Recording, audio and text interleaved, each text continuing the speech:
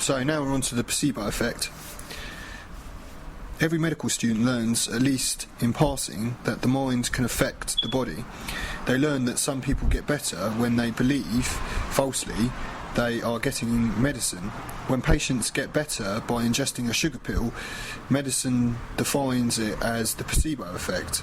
My friend Rob Williams, founder of Psyche, an energy-based psychological treatment system, suggests that it would be more appropriate to refer to it as the perception effect. I call it the belief effect. Only it doesn't always work, I've put here, to stress that our perceptions, whether they are accurate or inaccurate, equally impact our behaviour and our bodies. Hey? What? He's celebrating what he calls the belief effect, which is the placebo effect. He doesn't tell you in what ways the belief effect works. I mean, is it some with the common cold? Is it some with the serious illness?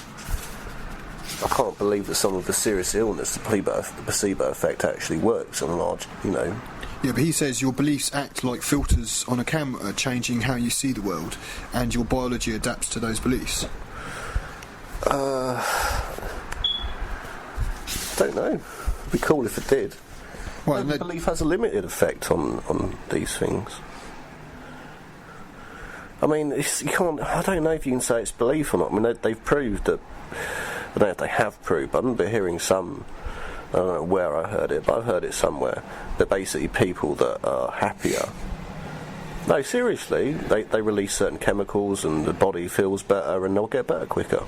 Mm-hmm. So if you believe that you're going to get better and you're happier because you believe that, and your body's, not totally stressed because you think, oh fuck, I'm going to die. So biology is not just the mechanics, it's the way you mentally feel and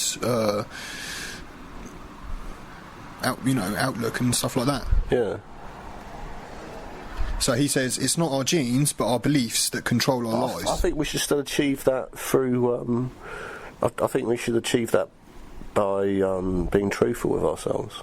For example, if you've got two people that are dying, one both got cancer, one knows they're dying because they've got cancer and the other one believes they're going to get better, might feel better for a while. Great, yeah, so that brings up this point. There's nothing wrong with going through life wearing rose-coloured glasses. Well, yeah, there kind of is, actually. You think so? Yeah. Why? Because sometimes you need to anticipate bad shit's going to happen.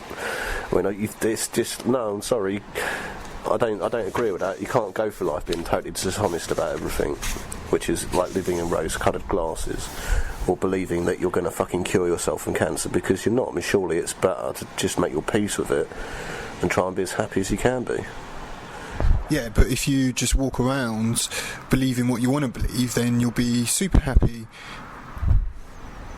No, you won't. Reality contradicts it all the time. That's why you can't walk around believing what you want to believe. Ah, yeah, that's a bit of a problem, isn't it? Just a tad. Do you think Dr. Lipton's thought of that? I don't think he has, no. I can walk around believing that I have thousands of pounds. The problem is when I walk into a shop, I don't. I only have what's in my pocket. That's very well put, Chris. So, exam stress paralyses students who, with trembling hands, mark wrong answers because in their panic they can't access cerebrally stored information they have carefully acquired all semester.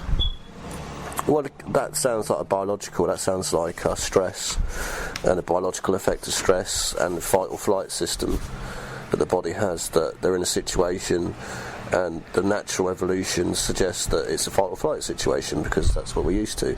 So fear bad here. So fear is bad. So fear very bad fear.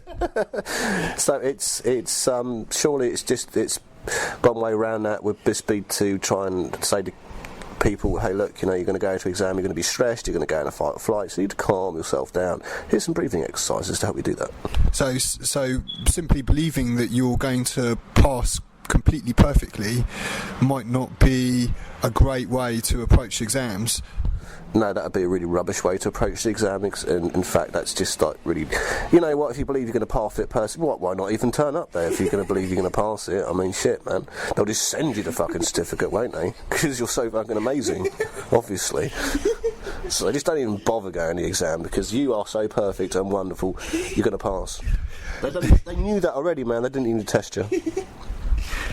Let go of our fears is the first step towards creating a fuller, more satisfying life. Fears are there for a reason. It's taken us millions of years to evolve into what we are, so they're there for a reason. They're part of the whole, I don't know, what's the word for it? It's adaptiveness? Not adaptiveness, no, but the counterbalance. They're there to make sure we don't do nothing really dumb, like walk off a fucking roof, because we believe we can fly, because we fucking won't. Oh, here's more from those wonderful chiropractors you were telling me about. He learned that chiropractors could tap into the body's innate healing power using kinesthetics, or kinesthesiology, to target spinal misalignments. I don't know what he's talking about, the body's innate healing power. I mean, like, this is some sort of special and different innate healing power that only chiropractors can use? I presume so. You know, this... I mean, what innate... I mean, like, the body has innate healing power. It is not going to be able to alleviate or fucking heal discs that have been dislodged and, like, pushing themselves into your fucking spinal column or going the other way. That ain't going to happen. That ain't going to happen. It's just... Again, it's just bullshit. Fucked my day up. You're a cunt. I hate you. Now he goes on to conscious parenting, he calls it. Parents as genetic engineers, the conscious mind, the creator within, and he has a little diagram showing a tiny dot of the conscious mind and a huge black rectangle. Very scientific, that. Of unconscious mind. Very scientific. That's like, oh. I keep calling, and no one answers, the subconscious mind. What are you talking about? That's what he says. He keeps calling subconscious mind and no one answers. That's right. But I think of the subconscious as in terms of, I suppose, reactions and instincts. That's what I think of the subconscious mind. Like motor memory. That when you do something so often, you don't have to think about it. It's motor memory. You know, you don't think about lifting up a cup of tea, you just do it. Exactly. Isn't that a subconscious mind? Yeah. So it's kind of pointless asking it anything, because it's just going to go, well, it's not going to say anything, because it's fucking subconscious. Oh, this is fucking retarded. Tensions between conscious willpower and subconscious programs can result in serious neurological disorders. For me, a powerful image of why we should not challenge the subconscious comes from the movie Shine. In the movie, based on a true story, Australia concert pianist David Helfgott defies his father by going off to London to study music. His father, a survivor of the Holocaust, programmed his son's mind with the belief that the world was unsafe, that if he stood out, it might be life-threatening. His father insisted he would be safe only if he stayed close to his family. In spite of his father's relentless programming, Helfgott knew that he was a world-class pianist who needed to break from his father to realise his dream. In London, he played the notoriously difficult Third Piano Concerto of Rachmaninoff in a competition. The film shows the conflict between his conscious mind wanting success and his subconscious mind concerned that being visible, being internationally recognised was life-threatening. As his labours throughout the concerto, as he labours through, sweat pours from his brow, Helfgott conscious mind fights to stay in control, while his subconscious mind, fearful of winning, tries to take control of his body. Helfgott consciously forces himself to maintain control throughout the concerto until he plays the last note. He then passes out, overcome by the energy it took to battle his subconscious programming. From that victory over the subconscious, he pays a high price. When he comes to, he's insane. Okay, I think that I don't know. I actually think what he's saying there has some elements of truth to it. That if you've been brought up in an environment that says don't go out, it's not safe, and that's reinforced all the way through your childhood. If you do go out, you're going to become extremely anxious, and it's going to take you a long time to overcome that. But as for his subconscious trying to gain or wrest control from his conscious mind, I think that's just, again, it's just basically bullshit, and it's a misunderstanding of subconscious. Because if he... shit, man. As far as I understand, the subconscious works on the basis of he was in a position where he felt stressed, he felt anxious, he felt exposed, and so his body would have gone into fight or flight. Which I don't know what happens when your body goes into fight or flight, but it excretes lots of different fucking chemicals and stuff, and so on, and it's very hard to concentrate because your body just wants to run away or fight. And again, he's confusing that with this idea of the subconscious as if it is actually a mind, which I don't believe it is a mind, as we have a conscious mind. Yeah, no, it does seem to be kind of differently organised to how we consciously think. We can train it. But I don't think we can sit there and have a conversation, because it's going to be like, fuck off, I'm too busy making your heart pump, go away. I've got all this shit to do, don't you understand? I mean, you just got to sit there and think, man. I've got to, like, control your fucking... You need this shit. I've got to control your anus, and I've got to fucking make sure that you digest things properly, and you don't fucking swallow your own spittle, and it goes down the right hole and stuff. So it's like, fuck off, I've got shit to do. I'm just reacting to stuff. I'm reacting to stimulus. It's up to you, conscious brain, to fucking deal with it. Once you become aware that you are personally responsible for everything in your life, one cannot be guilty or blamed for being a poor parent unless one was always aware of the above described information and disregarded it. So what we've been discussing so far. So hang on, what's he saying? Once you're aware of the information contained in this valuable book, you can now be blamed for everything. You can now be blamed for everything. Alright, so before you couldn't? No, you couldn't be blamed for anything before because you didn't know it. But now you know it, you can be blamed for everything. Alright, so that means that I can go out and commit a crime as long as I don't understand what I'm doing. That's not a crime. I think so. That's really cool. That's really interesting. So that's dumb. Obviously what humans need is nurture in the form of love and ability to observe older humans going about their everyday lives.